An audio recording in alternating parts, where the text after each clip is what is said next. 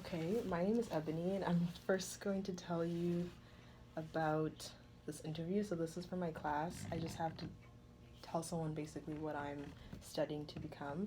Okay. This is a video that will be posted to my teachers. Well, I'll be giving the video to my teacher, but that's it. Okay. Okay, so we don't have to use your name, and nobody else is going to have access to this video. It'll be destroyed once the assignment is over. Okay. Okay? So I am in school studying to become an American Sign Language English interpreter. Basically what that is a person, not basically, but it's a person who is proficient in both American Sign Language and English and is able to, is knowledgeable on the cultures that are associated with those two languages. So English meaning North American culture, I guess, and then American Sign Language being deaf culture. So they're educated for the most part in both cultures and should have at least a little bit of experience in both cultures. And so they use the language, or they know how to use the language in both cultures. And so their job is to not interpret based off of word to word and word to sign correlation, but like word to meaning.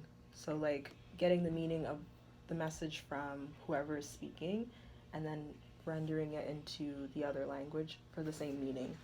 So example would be like how people greet themselves in English, like how people greet each other in English. It may not be exactly the same in terms of like word for word when you're putting it into sign language. It may not be the same, but the meaning is what the interpreter is supposed to do. So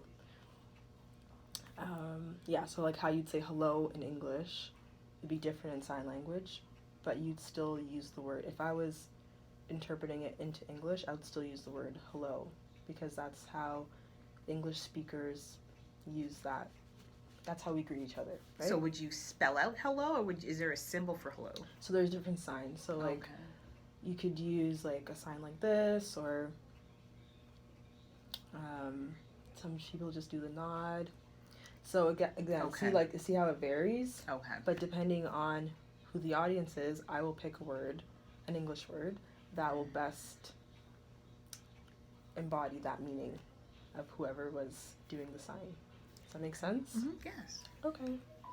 So you know what interpret is? Yeah, I think so. Okay, explain to me. Okay, so what you're going to school for is basically